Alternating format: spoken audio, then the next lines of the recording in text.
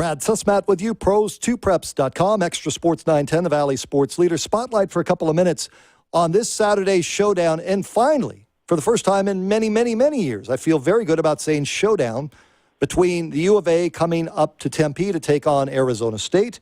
Former Wildcat, current TNT and CBS Sports analyst Steve Kerr joins us for a couple of minutes to talk about all things ASU, U of A, and a couple of other thoughts around the basketball league. Have you seen both these teams this year, Steve? Well, I've seen U of A an awful lot. I mean, I watch them pretty much, any chance I get. I've not seen more than, highlights of ASU, but I've been following their record and their progress, and they're having a great season. U of A, from what you can see to this point, at the start of the year, a lot of young kids. Sean Miller, it appears to me, has done a terrific job in bringing them along with some veteran leadership mixed in. What's your view of the Cats? Well, I think they're really good. I don't think they're, top 5 in the country where they've been ranked the last couple of weeks. But they've got good players. They've got good depth. They're very well coached. And I think the problem is they're really dependent on the 3 freshmen who are, basically the front line. And with freshmen, unless you get Anthony Davis or somebody like that, there's going to be a learning curve and some growing pains. And I think that's what they're going through now. Those guys, Ashley, Tarzewski, and Jarrett have all been really good at times, but kind of up and down, just like you'd expect. So as a result, I think Arizona is, as I said, they're good, but they're not, they're not a great team by any means. Steve Kerr with us for a couple of minutes. I guess from up here, knowing Nick Johnson and Jahi Carson, and having seen them play through the years, that's the marquee matchup for this coming week. The 2 local kids going head-to-head. They were on club teams together back when they were 8 and 9 years of age, they were telling me. The growth of Nick Johnson from what you've seen, let's start with him. He might be my favorite player on the team. I just love what Nick brings in terms of just the intensity defensively. He's really smart. He makes good decisions with the ball. He's improved his shooting, and obviously he's really explosive, with his leaping ability. But he really, along with Hill and Kevin Parham, it seems like those guys really give the team some stability, and they really get things going in the right direction, and they're a good complement to those talented young freshmen who need the direction that Nick provides. What about his growth curve that you've seen so far since he's come to Tucson, Steve? I think he's right on schedule. I mean, it's exactly what you want to see from a guy who comes into the program. He was talented when he got there. He contributed right away. He had a lull last year in the second half of the season, and now he's playing with much more, I think, consistency. And that's what you want to see as a kid gets older, just to be more consistent, with his play. Jahi Carson, I know you said you've just seen highlights. The little that you've seen, Jahi, there's a stat earlier this week, he's averaging 17 and 5, first freshman point guard to do that, redshirt freshman since Shaheen Holloway back at Seton Hall. What have you made out of Jahi Carson to this point? Well, I saw him play in high school. He came to San Diego a couple years ago and played with his high school team in a tournament right in my backyard here in San Diego. So I went and watched him play, and he's spectacular. I mean, the guy is one of the fastest players I've seen in a long time, and I think it probably helped him.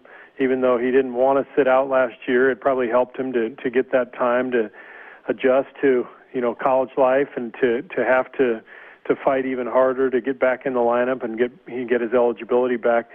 He's playing like he knows that he's just excited to be out there, and that he missed out on all this stuff last season. So he's exciting and fun to watch, and I think more than anything, though, what this season is showing is that Herb Sendak is a really good coach. And, they had a tough season last year, and a lot of people were calling for his job. I think ASU made the right decision in keeping him on and keeping that stability, because now he's got the talent and some pieces that fit. I know Felix is a good player, and, Baczynski has really come along. So this is a pretty good team, and I think Sunday is going to be a very, very close game. Steve Kerr with us, TNT, CBS, for a couple of minutes. Have you seen much of Shabazz Muhammad at UCLA, Steve? I've seen a couple of UCLA games. I haven't seen him in the last 2 weeks, and I know he's really come along. I saw him early when he came back. I saw the Texas game. He didn't look like he was in great shape, and everything I've been reading of late is that his conditioning has improved, and just the production that they're getting out of him would indicate that. But he's a stud athlete. I mean, this guy can really run and get up and down the floor, and UCLA is playing awfully well now. They've really turned it up a notch the last couple of weeks. I ask you about Shabazz because I've had to have fun with what's gone on over here this season with the Suns. It's not pleasant. Nobody likes to go through it. To borrow a line that you've said to me on the show before, you have to get really bad before you get really good. That's what's happening with the Phoenix Suns. I think it would be very cool to hear Al McCoy say Shazam by Shabazz, right? I'm with you on that one. So I've been doing the Shabazz Muhammad sweepstakes on the air. I want fans to put T-shirts together that say Shazam by Shabazz. I think he's going to be one of those one-and-done guys. And I could be wrong on that. But again, you have to have a little bit of fun with this. You see him at the next level as a high-end guy by chance? I think it's too hard to tell. I mean, unfortunately for the Suns and for everybody else who's going to be, at the top end of the draft this year, there's not an Anthony Davis. There's not a guy who's just obviously the number one pick and a difference maker right away. But Muhammad is in the picture for sure. It's a little cloudy right now to say, who's going to be there and who's the best guy. We really have to watch the whole college season unfold because, as usual, most of the guys we're talking about are freshmen and sophomores, and they're developing before our eyes. So you need more looks at them to really be able to tell. But just the physical attributes and the athleticism. Yeah, Muhammad's a guy he belongs in the NBA. At what level he's going to play, I think that remains to be seen, but he's an NBA player for sure. Yeah, Shazam by Shabazz just has a better ring than Zellert or anything along those. That's what I have to do with this. No question. Steve Kerr with us. Before I let you get out of here, I think recently we talked about the Lakers. Is that story changing any way at all to you in the last month, or what we're seeing is what it's going to be like when we get to April? First of all, there's time for them to get back in it. I mean, they're 4 games out of the 7th spot, 5 games out of the 6th spot. So, if they get on a little bit of a run, with 45 games left, whatever it is, there's plenty of time. So it's a matter of them getting healthy, and that's, I guess, a big if.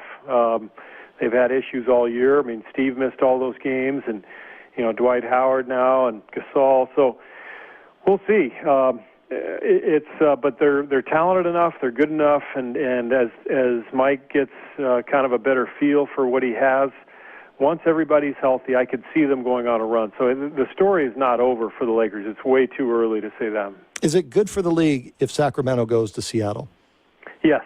Yeah.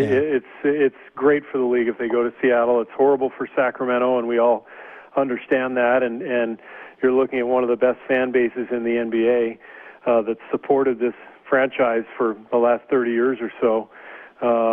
Getting the same deal that Sonics fans got a few years ago, and it's a shame, but it's kind of the reality of the modern day NBA that the Kings have not been able to get a new arena built in that city.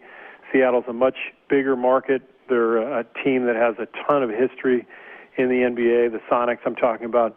And I can tell you this from TNT and ESPN standpoint, we need another West Coast team. We need another team that can give us those late games on ESPN, on national TVs, on TNT. So it would be good if Seattle not only got a franchise back, but became a good team too over the next few years. One last question on that front: is it time for the league to contract, or going overseas is the natural next step? Are there too many teams? There's too many teams. I think they may be able to survive where they are right now, with the 30 teams, but they can't get any more. There's just, I think we're already oversaturated. There's a few small market teams that are sort of hanging in there, but aren't exactly thriving.